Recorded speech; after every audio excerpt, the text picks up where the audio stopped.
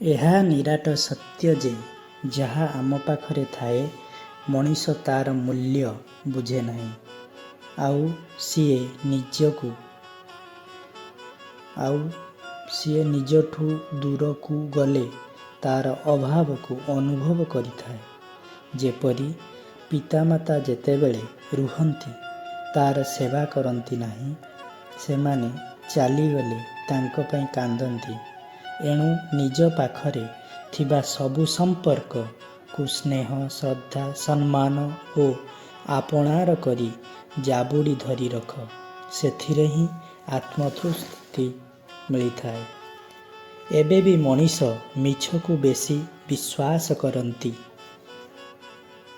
କାରଣ ସତକୁ ଏବେ ବି ପ୍ରମାଣ କରିବାକୁ ପଡ଼ୁଛି।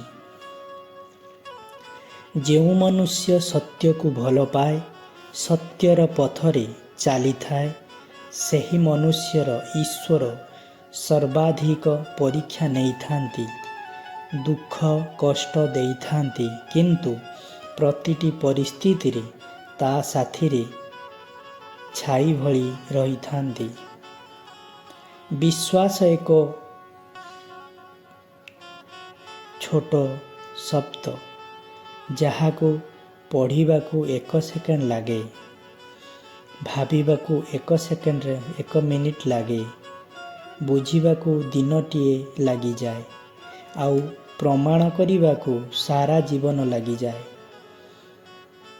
ଉପଦେଶ ଦେବା ସହଜ, କିନ୍ତୁ ଉପାୟ ବତାଇବା ଭାରି କଷ୍ଟ।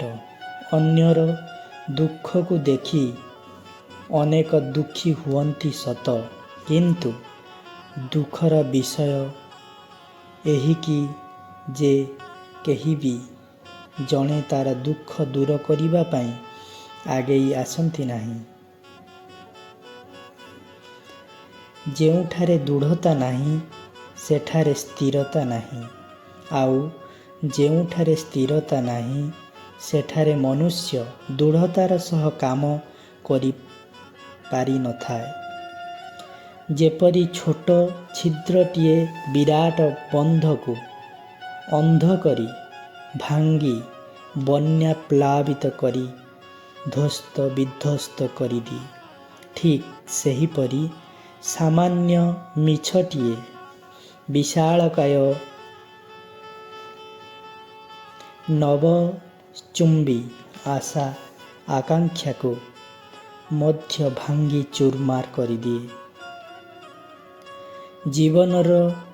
ଜୀବନରେ କାହାକୁ ବିଶ୍ୱାସ କରି ନିଜ ଦୁର୍ବଳତାକୁ କୁହନ୍ତୁ ନାହିଁ, କାହିଁକି ନା ସମୟ ଆସିଲେ ସେହି ବ୍ୟକ୍ତି ହିଁ ପ୍ରଥମେ ତୁମ ଦୁର୍ବଳତାର ଫାଇଦା ଉଠାଇପାରେ।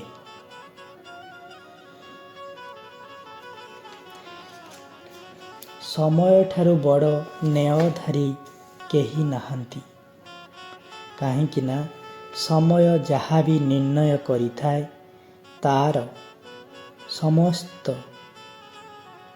ତାହା ସମସ୍ତଙ୍କୁ ମାନିବାକୁ ପଡ଼ିଥାଏ।